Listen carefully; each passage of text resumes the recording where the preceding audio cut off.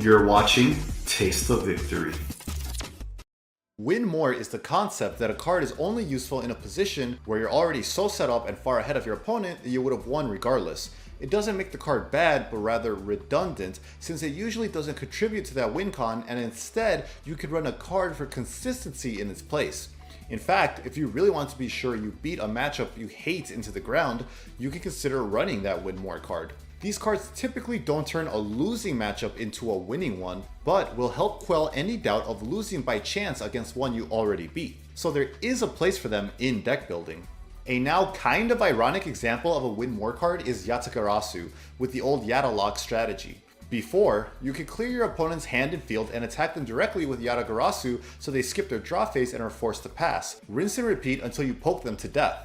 If you are able to successfully set up the lock in 2022, however, with any modern Yu-Gi-Oh deck, you've already won. Just go for game instead of risking them top decking a card that will fix their entire problem.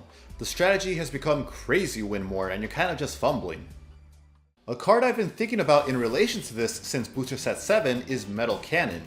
This card reads, main, choose one of your Digimon with X antibody in its traits, then draw one for each of that Digimon's Digivolution cards, draw one card from your deck.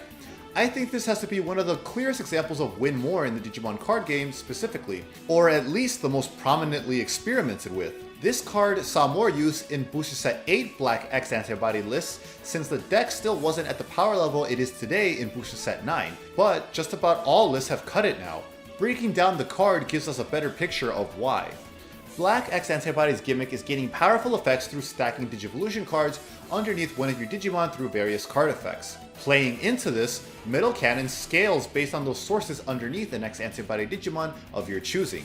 First of all, because of this, Metal Cannon requires you to have a stack on the field to get any use of it at all for a memory cost of 2, as opposed to other draw options that could start digging right away with just an egg in the breeding area. Digimon in the breeding area do not count towards this for Metal Cannon. Secondly, you have to invest into this stack to get use out of the option. If you only have a Dorumon with an egg, you're only getting one draw for a memory cost of 2. You have to be all the way up to a level 5 to get real value out of the memory cost of the option. This becomes counterintuitive to the point of running draw cards like this. Typically, you will want to dig more with these for missing pieces. If you're not seeing level 4s and stuck on your level 3, this card is as good as a brick with awful memory efficiency. On top of that, the stack needs to be in the battle area for the option to work. It puts your stack in danger of being removed for a couple of draws. If this card does let you see the pieces you were missing, you Digivolve into it past turn and then your opponent gets rid of your Digimon next turn, it sets you horribly behind. Meanwhile, Memory Boost searches your top 4 and can be delayed later to gain memory for a big play, all while your stack stays safely in the breeding area. A lot of playtesting I've seen with this card usually had the player using it on their level 6 to draw a huge hand of cards and because it felt like the safest time to use it.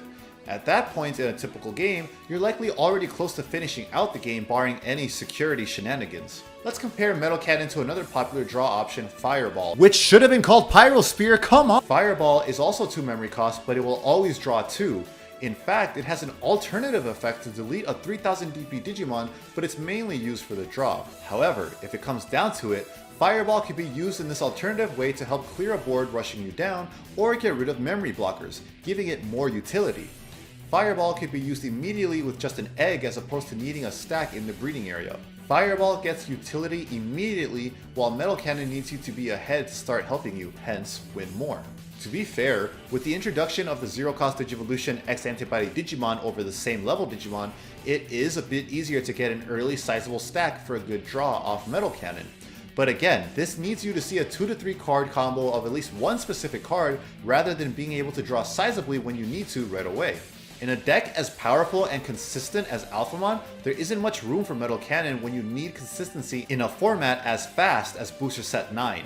I think there's enough logic to test Metal Cannon as a one-of in certain decks. This isn't me saying it's bad by any means. Always experiment to your heart's content, but do be aware of the ever so important possibility to consider of win more. Thanks for watching. I hope you guys found this video interesting and informative. Let me know what you guys want to see talked about in the next video essay. Until then, remember to stay hungry until you get a taste of victory.